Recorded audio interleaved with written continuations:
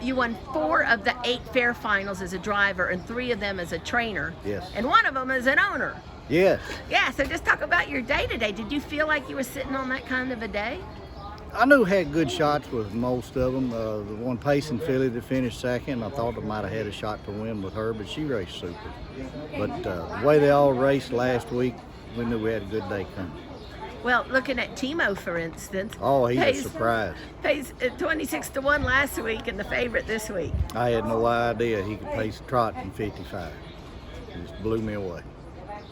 And yeah, that's right. He was a new mark. Yeah. Oh, yeah. Yeah.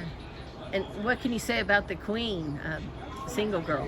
Today might be her last shot to win a race in a while, so I did a little time trialing today. I'll see what she had in her.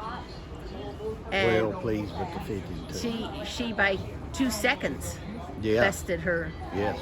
That was my new lifetime mark also. By 2 fifths. Yeah.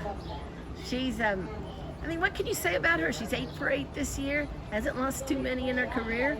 She's been a dream racing around the fairs this year, and we'll start up with the Sire Stakes week after next. Well, she goes in the prep race next week. Here.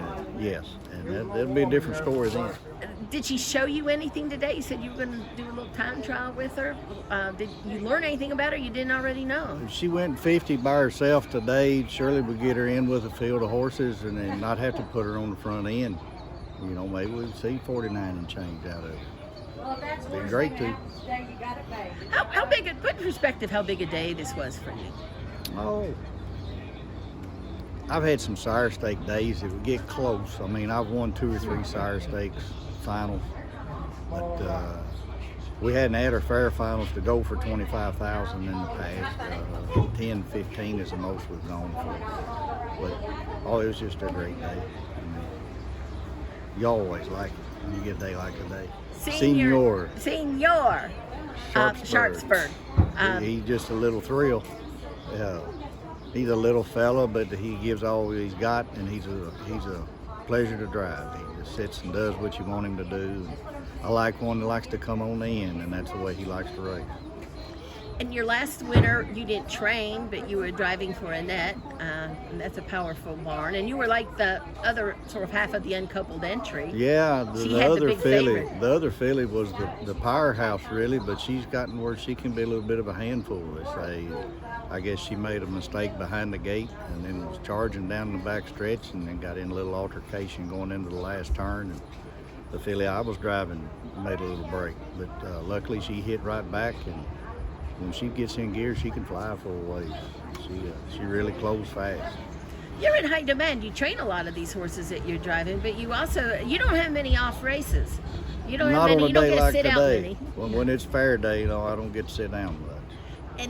And again, just put in perspective what this particular day of racing means to Kentucky guys like you and your owners that are, live here in the state and have been supporting harness racing in the state. Well, all year, that's what we train for is today.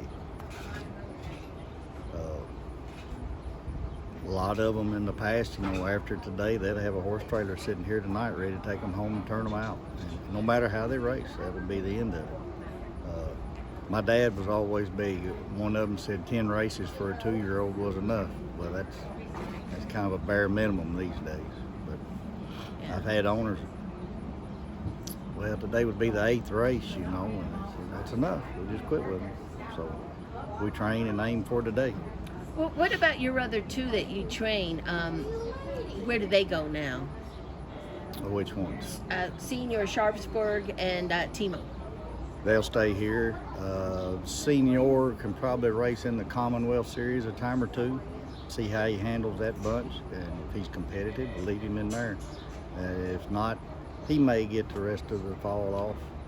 However, there's 2 races down at Oak Grove in the fall that a lot of people aim for.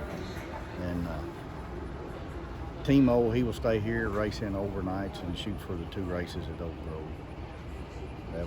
That'll be the year for him.